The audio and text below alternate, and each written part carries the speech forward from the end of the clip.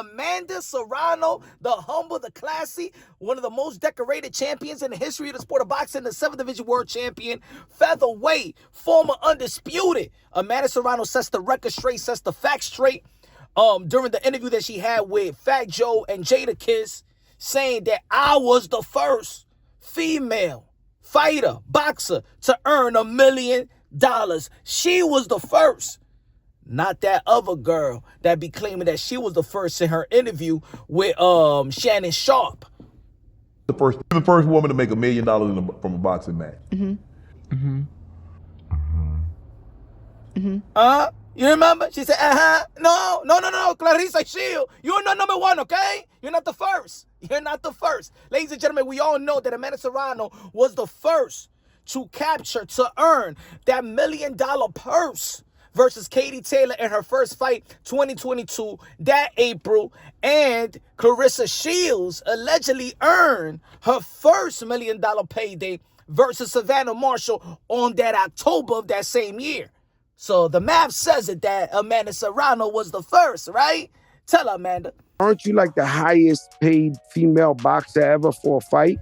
I was the first female to get $1 million. That was the Katie Taylor fight. That was April. Some people claim that they're the first. Some people claim that they're the first. April comes before October. They don't even... All right? So there you go. Amanda Serrano, you know what I'm saying? She set the record straight.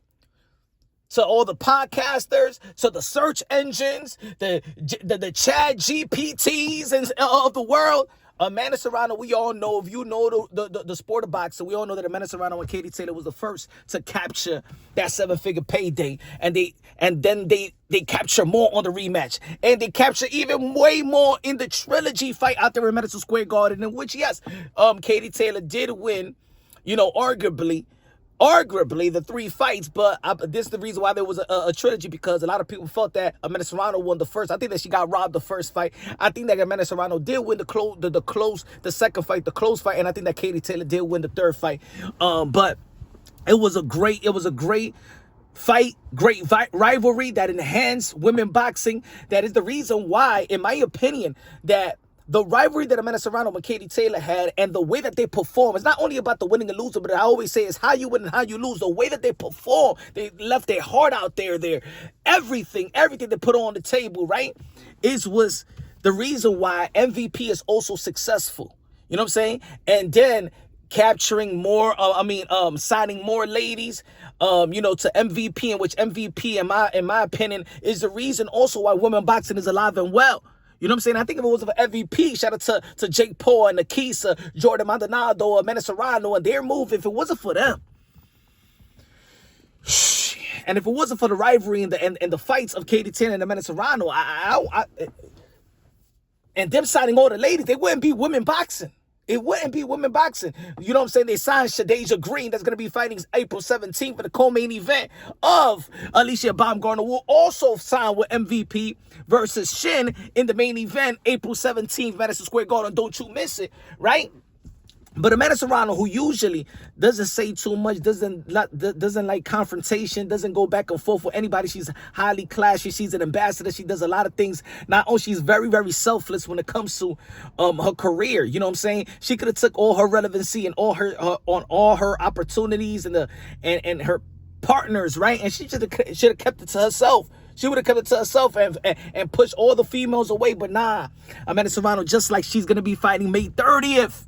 May 30th versus Hansen, and sharing her platform, sharing her relevancy, and she just want to be a part of women boxing, not be the top, not be, you know what I'm saying? She's always been like that. She's always fighting for women boxing and for everyone else. Unlike that girl from Detroit, that's more toxic than. As a matter of fact, I think the Michigan Flint water and stuff like that was toxic because of the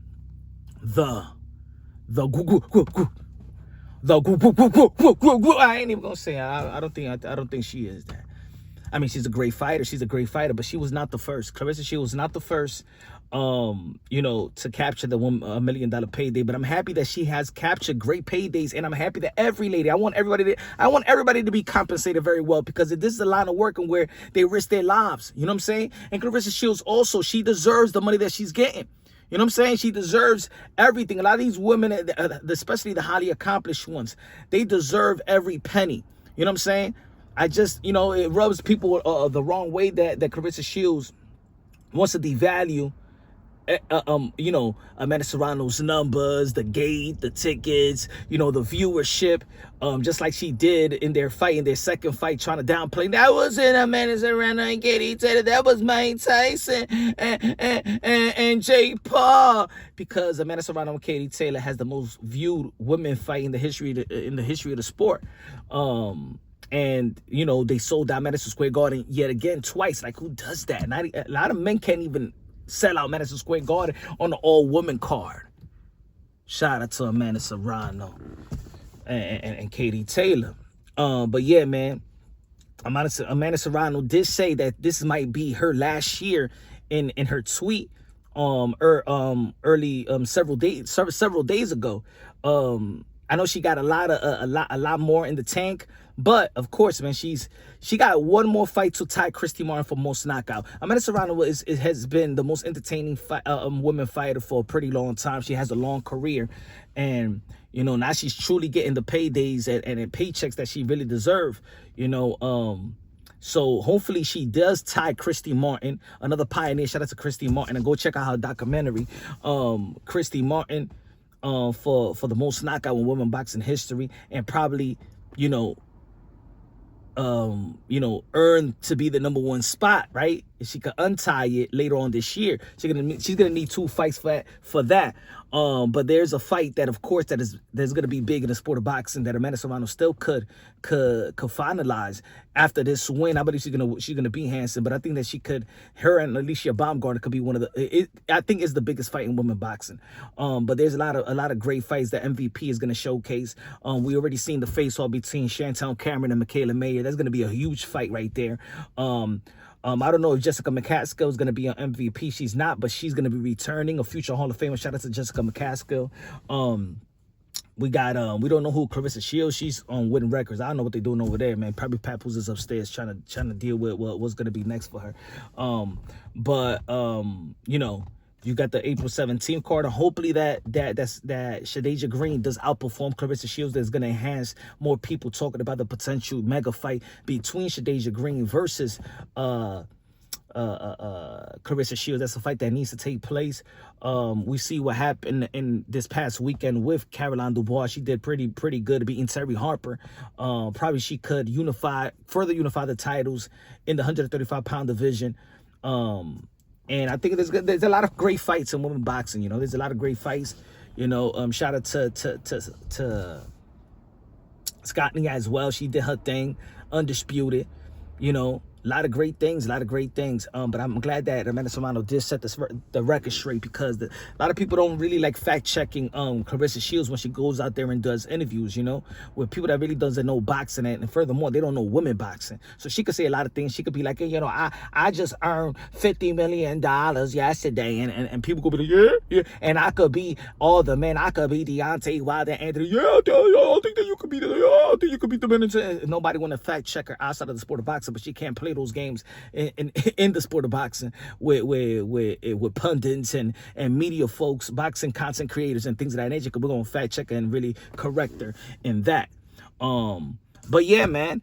Amanda Serrano going to be performing May 30th out there in El Paso, Texas. It's going to be great. Holmes is going to be performing as well. All these ladies, man, go check them out. Man, MVP is doing a beautiful thing with ESPN. ESPN investing on MVP. That's a great, man. You got to shout out Nikisa and Jake Paul, everybody, man, because women boxing is alive and well because of the sacrifices of Amanda Serrano, because of the platform and the opportunity and the machine of MVP as well, and the networks that has, invested and trusted, the action and of women, And a lot of women fights are very entertaining. A matter of fact, for the past 3 years, you could say that 3, 4, 5 years, man, women, their fights been entertaining. It's just like even that Hardy and the Madison Serrano, Madison Square Garden, bro. It's been so entertaining.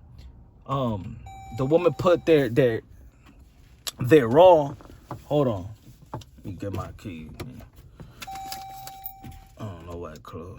But yeah, se pagó la luz. Anyway, man, subscribe to the channel. It's Punch on Boxing. Love you. God bless. Subscribe to the channel. Smash the like button. Share it. You know what I'm saying? Become a member to the channel as well. If you want to donate to the channel, y'all already know, man.